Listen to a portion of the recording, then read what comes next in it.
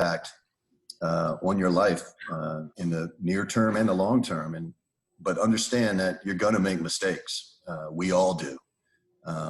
Yeah, there'll be, we all want to strive to live a life with no regrets. But in reality, we all have them.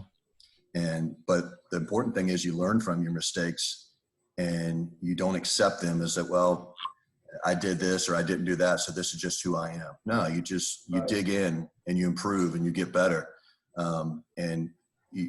Everyone, you get a lot of chances in this life, right? So you learn from your mistakes and you move on.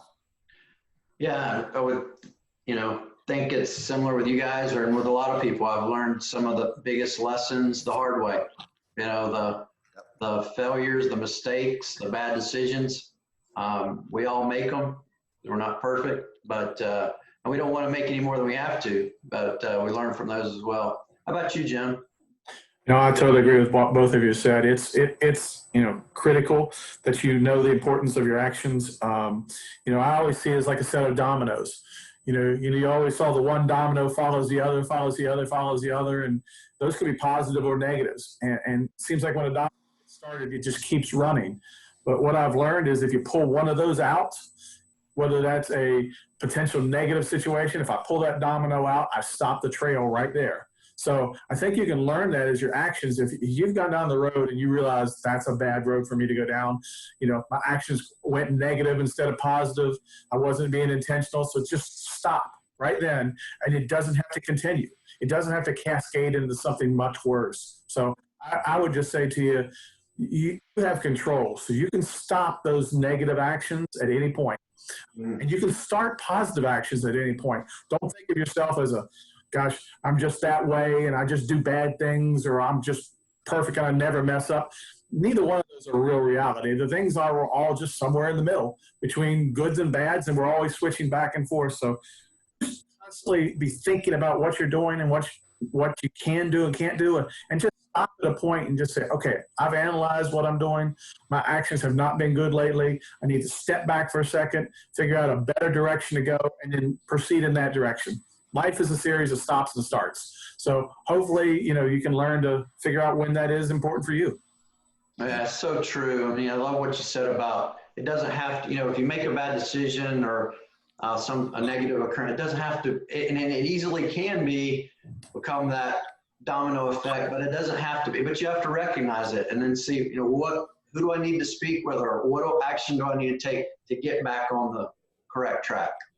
Right. Yeah, I'll follow that up real quick. I mean, what I've learned in life is some of the most inspiring people that I've ever come across, that I've ever met, have people that have made a series of horrible mistakes that have really created, have really damaged their lives. But they got to a point and they drew a line in the sand and they said, no more. I am changing this behavior. I am changing.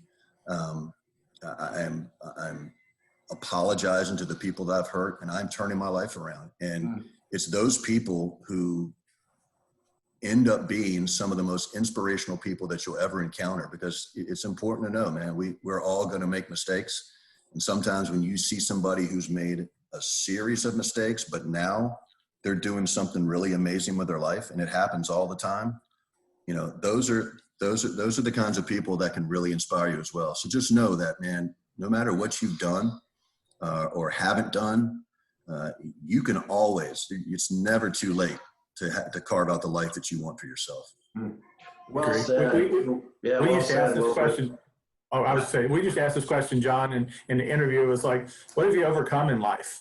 Yeah. So, and that's a big question for us was, had you make mistakes and could you figure out how to correct them? So I think, if I'm a student, I got to think I'm not perfect. I'm going to make mistakes. So it's okay. Just correct them and move on. And employers, I'm always looking for people who are willing to say that, I've made mistakes, but here's where I'm going to fix those mistakes.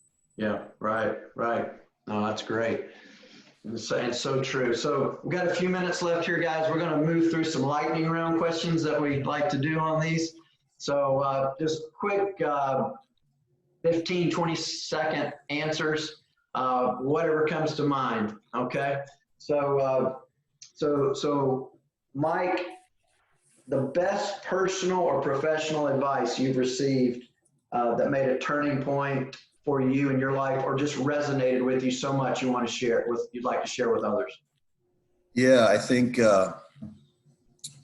mine came from my mom, and I had recently I was recently married, and I had recently taken a new job in a new city, and I had moved down to start that position while my wife stayed in our existing home and continued to work in that town. And I got into the new role and very quickly realized it was not the right move. It was not somewhere, it wasn't the right city for us, and the position itself wasn't the right role for me. And I was plodding through, going to and from work, and my mom was calling me more than normal, and she's not someone who engages in my life a whole lot in that way. And one day she just said, listen, I can tell you're miserable, and if you want to be miserable on your own, that's your right, but you're married now and you have no right to take your wife into that situation. Mm-hmm. And so it resonated, and I had to walk in and leave a job without having another job. And so kind of put my tail between my legs and went back to Atlanta, where I was living at the time, and just had to dig in and suffer through being unemployed for a little bit while I continued to scratch and claw to find the right opportunity for me. And, you know, it was a painful time, but I ended up landing a position with a company that was the absolute perfect fit for me to be in. So sometimes, man, mom knows best, and she can hear it in your voice. And had we stayed the course, my wife nor I would have been very happy. Yeah. Great. Jim? I just say finish. You know, I think a lot of people quit too soon. It gets hard. So, you know, just finish what you're doing, even if it doesn't turn out perfectly, and you know, see it through and learn from it one way or the other. Don't just say I'm out. You know, that's too easy to quit. And I think we live in somewhat of a disposable society, so people think it's easy just to quit. I get out of the situation, but you forget about the other people you left hanging in that situation. So finish what you're doing and take it and evaluate what you did and learn from the process. And it's those experiences and processes where we learn and grow the most when we persevere. Absolutely. So often we want instant gratification, but if we keep digging, if it's if you don't want to be doing it in a real negative environment, but if we're in a good environment, positive environment, it's just tough. Keep digging, and good things will usually happen. I think I don't know what the percentage is, but most entrepreneurs, people that start their own company, majority of them quit right at the edge of when they're getting ready to get over that hump to be successful. Okay, one or two things you would tell your high school age self, knowing what you know now. Just one or two things that come to mind. Mike? For me, it's whatever you do, put your best effort forward. Work hard so that you can look back on your life and know that you did the best you could with every situation.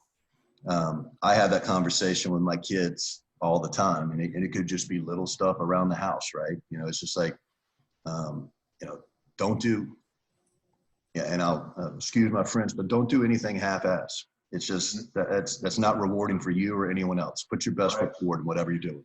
Right. No, good. Jim? I'd say, I tell my high school self, it's going to get bumpy at times. It's not all going to be a bed of roses when you go through it, but trust yourself probably more than you did when you came out, but don't overvalue yourself, right?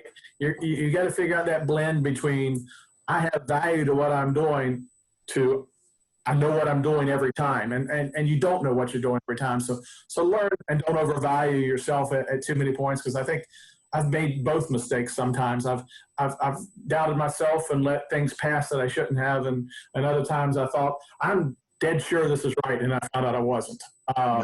It's okay. Both are okay. It's just a matter of learning from it. Yeah. One interview question you always ask during the hiring process, and why this one particular question is important. Why you ask it, Mike? So I like to ask, I ask a person, what feelings are stronger for you? The joy of winning or the pain of losing? And there's not really a right answer. I think either one you can certainly justify, but I just want to see how people answer it. For me personally, it's the pain of losing. And that's because my expectation is that I'm going to win. When I do something, I presume that I'm going to do it right. And I don't need the accolades and all that. It's just what you do. It's part of the job. You put your best forward and you win. You do things the right way. When you lose, man, that sticks in my craw. And it is an incredible motivator. And that's whether it's a, athletic competition or losing a client and at work. And so you learn a lot from those. Yeah. Yeah. It reminds me of when I first decided to leave Wake Forest, full-time job, nice, comfortable salary, insurance, wife, and 2 young kids at home. I had a lot of people that said, go for it. Great. That's, it's awesome. Go for it. And, but there was one person that said, I think you should stick to your day job. And that's always kind of stuck there with me. And so those can be some of the biggest motivators. Jim, how about you? A couple things. I always ask an interviewee, what's a good day at work for you? And I want them to describe what it feels like to do a good day's work. Whatever they say, is important. I want to get that feel for them, what they like and how they like to do it. And I'll turn around and always ask them, what's a bad day at work? Yeah. And totally differently. They think about it and they really get, my job as an interviewer is to get past your mask, your interview mask that you put on for me. You want to show me a piece of your personality and I want to find it all out. So I ask you about the bad day because you're going to reveal that to me. At that point, well, my boss yelled at me that day and I didn't get something done and I was overloaded with work. I want to hear how they're going to react under a stressful situation and they'll reveal it to me. So I ask that all the time. And the last one I ask is, what are you passionate about? I always ask, and it doesn't matter what they say, I want to hear the passion in their voice. When they talk about their family or their friends or their hobbies or football or golf or the theater, whatever it may be, I want to hear passion in what you do because in sports, passion drives what we do. And if you can't be passionate, I can't have a job for you. You can be the smartest person in the world, but you can't be passionate about accounting or legal or writing or selling or whatever it is. I demand passion out of the people who work for me. Yeah, that's great. Biggest pet peeve, just a couple more here real quick. Quick answers on these. Biggest pet peeve when it comes to in-person communication, verbal or nonverbal. Mike? Someone on their phone while I'm talking to them. And we're, as a society, everyone's staring down at their phone, but when I'm engaging with you and speaking to you, look me in the eye. Let's have a conversation. Don't be staring at your phone. Yeah, fully present. Right. Jim? For me, it's don't try to deceive me. Don't overinflate your value or don't overinflate what you've done. I'll see through that very quickly because your tells of your body change very quickly when you start to deceive somebody. So just tell the truth. It's a simple. What when students are 2 minutes here, guys. When students are looking at trying to decide what they want to do, what would you encourage them? One thing you'd encourage them to do when they're looking at, hey, what might interest me from a career standpoint? What's one thing you'd say? I think I'd say you don't have to have all the answers now. You're not expected to. Yeah. Be willing to try different things and don't settle. I've found in my career, you can learn as much about what you want to do with your life by having a bad job as much as you do from having a great job. And so be willing to try different things. And then when you make your mind up about what it is you want to do, put your head down and make it happen. Yeah. Jim? First words came to my mind exactly with Mike was don't settle. I tell people all the time, don't settle. And also don't focus on money. people they'll put money too high. In your life, money is sometimes it has to be the top thing. You've just got married, you have a child, you got a mortgage. Money slides up, but when it's number one consistently, you'll fail because that's the only thing you're looking at. So make sure you don't do that, and then find something you'll enjoy working on for a long time. I mean, I know you hear advice like that, but it's true. If you don't enjoy it, you're not going to continue it. I've had a career in sports for 35 years. If I didn't love it, I wouldn't do it. I wouldn't want to do it. I just want to get out of that business. So find something that you're passionate about and love, and you'll find your bliss. Yeah. Bigger is not always better, and don't mess with happy. It's fun. Right. Don't mess with happy. Heard those. That's it. Which three individuals in history, living or deceased, would you choose to have dinner with? Mike. I would love a spirited debate. So I think it would be fascinating. Jesus would be first and foremost, and but I'd love to see Jesus, Muhammad, and Charles Darwin sit down to dinner, and let's have a conversation about life and the existence of this great big planet that we're on. That's a power dinner there. Yeah. That's great. Jim?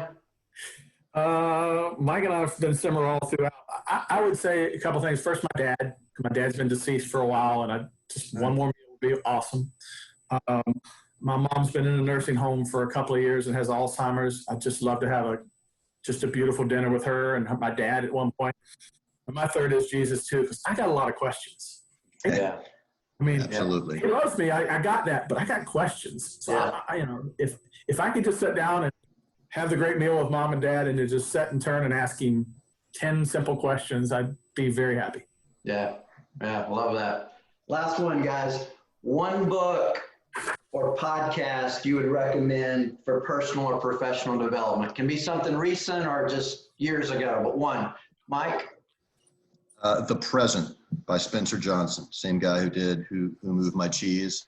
It's about 120 pages. You can read the book in about an hour, and it's one that's just a constant reminder that you can pick up and take with you, and it's good to read once a year or something like that. It teaches us all to live in the moment and be present here and now. Great. Jim? For high school students, I'd say The Compound Effect is the best book. It will teach you how to kind of regiment and learn how to grow as a human and as an individual. So I think we always took our first year employees and made everyone read it, and our CEO of our company would sit down and read it with them. So they understood building something I think is really important. And then as you grow a little bit and get past that, I love Jim Collins' books. So all the Good to Great books, you probably don't know about those things now, and maybe it's a little early for you, but in time, read all the Jim Collins books because they're the ultimate in business guides. Yeah, excellent. Excellent. Hey guys, thank you so much again for joining us. I mentioned earlier, you guys have so much life experience, career experience, particularly around the sports industry. Would love to have you back sometime and just kind of dig into that more, like what that looks like, how you'd encourage people to get started in that, things to look for, things to avoid. So at some point, I'd love to have you back, but really appreciate you guys joining us today. It's been my pleasure. Thank you, John. Thank you. Thanks, John.